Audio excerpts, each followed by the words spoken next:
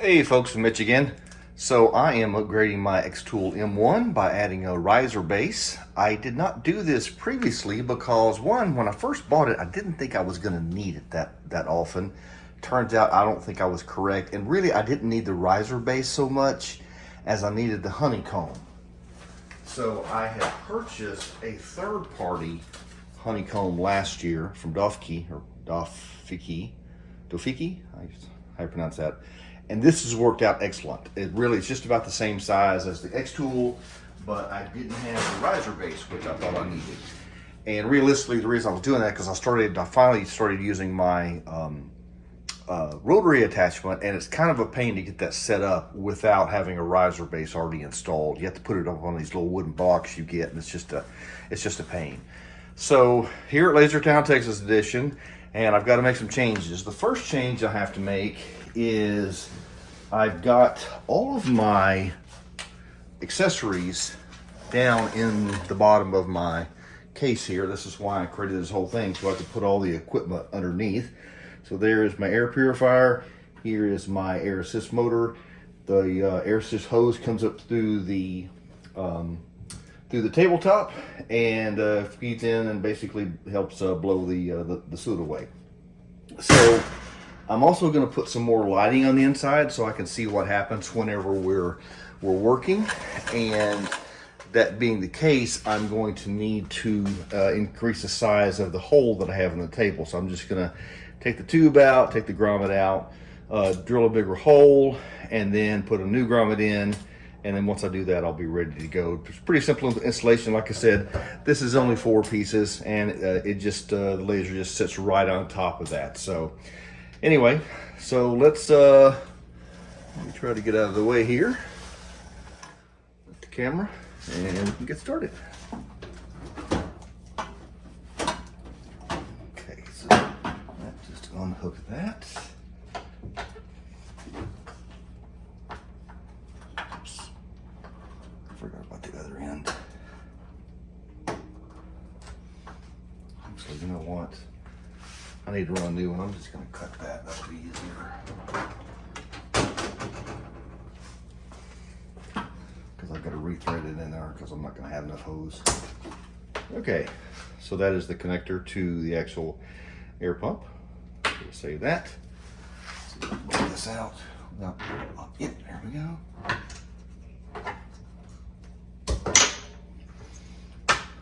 So there is that. And then, like I said, I have a new grommet, 3D printed this. So just need to put a bigger hole there, put this in. And this is really just to get it past the metal so that it doesn't bind and cut that. So that's the only reason this actually exists. It doesn't make it look nicer than that, kind of ugly hole there. So before I can do that, I have to make one change.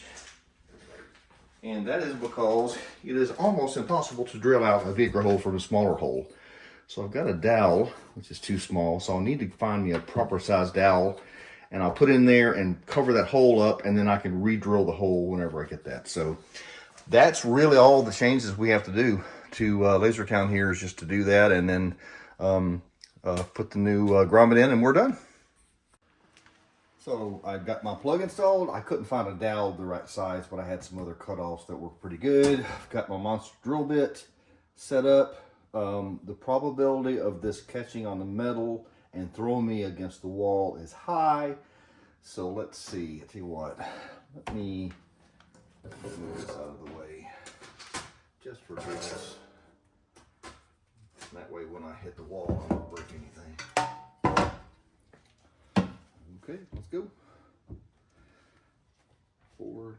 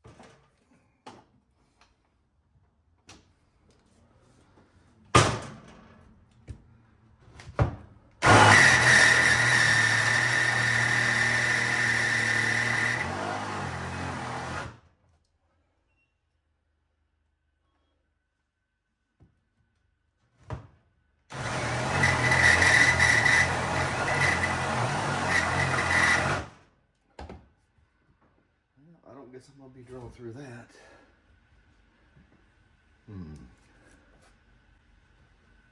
Interesting. Let me show you how far we got here. All the way through the wood. Make sure that my grommet fits. Grommet fits good. Okay, looks like I'm gonna have to do that the hard way.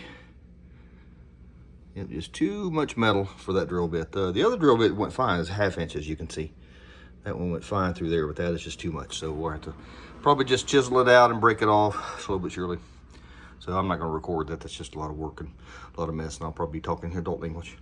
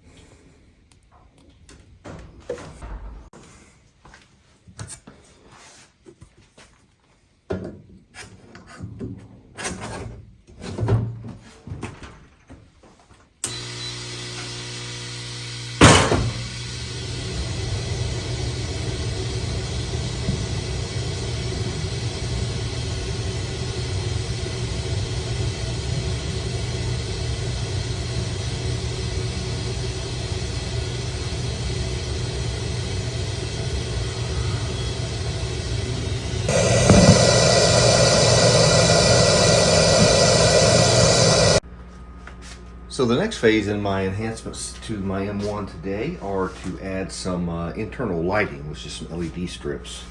So we're going to start by plugging in the power supply down here.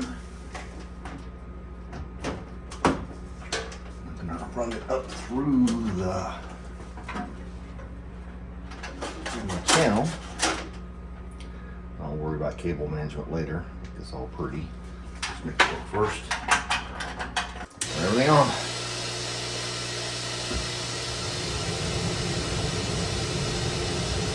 There we go. Everything still works.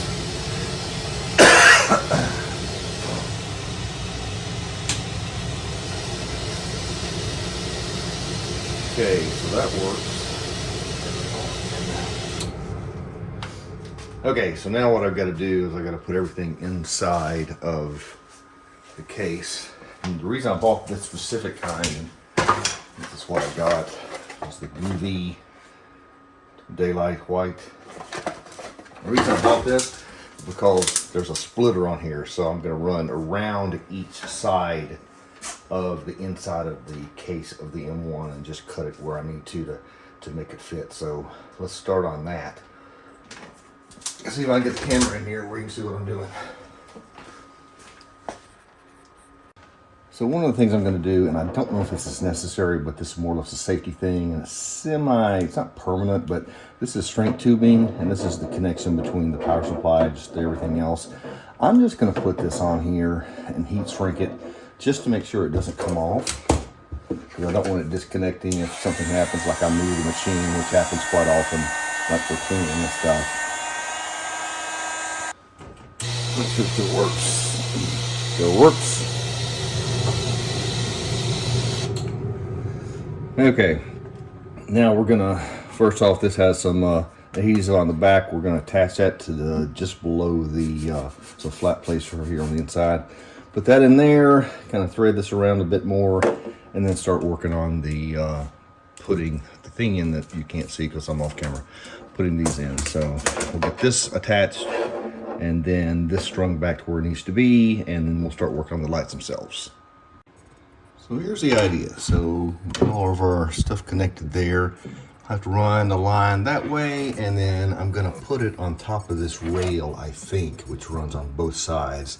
It'll be out of the way and won't touch anything. So that's where I think I'm gonna put it. So let me run one line and see how that works out. So I've got it temporarily attached. It has a adhesive back on the back, so I can easily replace this. So this will be going back here. Then I'll just cut it right there, or wherever the next joint is we can cut. And that's what it looked like. So let's turn it on and see how it looks. Again, the purpose of this is so that we can see what's going on inside, which I hope works. I may have to face these more inward because right now they're shooting up into the air. So let's see what. Or we can also just, I mean, I have like literally feet of this stuff. I could also run one coming back this way as long as I don't get in the way of anything. So yeah, let me look at that. Let me turn this light off so I can see what's actually happening. Okay, I am back and we are on to plan B. What I realized when I was actually running the cable around is my initial thought of where to put it is not going to work because of how close the laser head actually comes to the railing that I was going to use. So that's out the window. So what I had to figure out is, okay, I've got to put it underneath the supports. This is a support for the air hose, for the air assist. And so I'm just going to put it along the bottom here. And since I'm going to do that, I've got plenty to go all the way around. I'm going to use just a single ribbon version of the LED, not the dual, because the dual is quite honestly a waste of it's a waste of time and money. So I'll just use that for a different project. And so I got this same exact thing, except there's just one conductor, and we'll just, again, we'll run it all the way around the inside there. So we're going to repeat all the steps over again. And I will be right back as soon as I get everything threaded up from the bottom in through the side there, and then we'll start all over again. So hang on 1 minute. Let's try this again. On. Ooh, it's bright.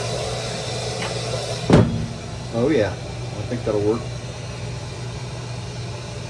think that'll work great. Yeah. You guys see that? Let me move the camera so you can see what the goal is here. That's what we're after. So between the inside light and the strip of daylights, we can now see everything in there. So that may be kind of distracting. Not sure. But anyway, the idea is when the carriage gets to be about right here, you can't see what you're doing because the lights that are built in over here along this front panel. They're actually under here. Right there.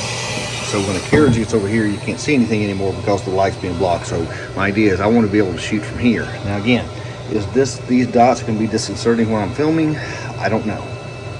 Let me think about that. Let me play with it a bit and see what I come up with. This is the easiest thing, but may not be the best. There's a difference. The other thing we got to worry about is that air hose there moves around. So right now it's totally 100% out of the way. That's another factor. So we may have to do it like this just to get it out of the way because that has to be able to travel. So this may be just a design decision that's been made for us. Okay, let me play with this a bit and then I'll bring you back when I make a decision. Okay, this is what I came up with. So yes, I embedded them underneath that so that we'd have so much brightness. I didn't want that distracting the camera.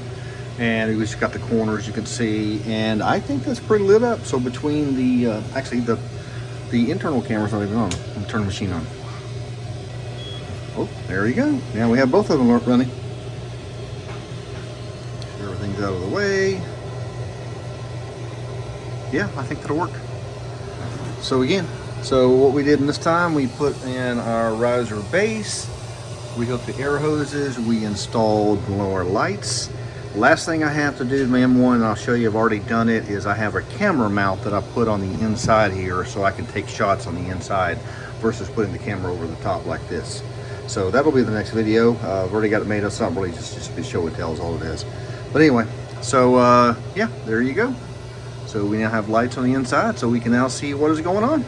Thanks everybody for watching. I appreciate it.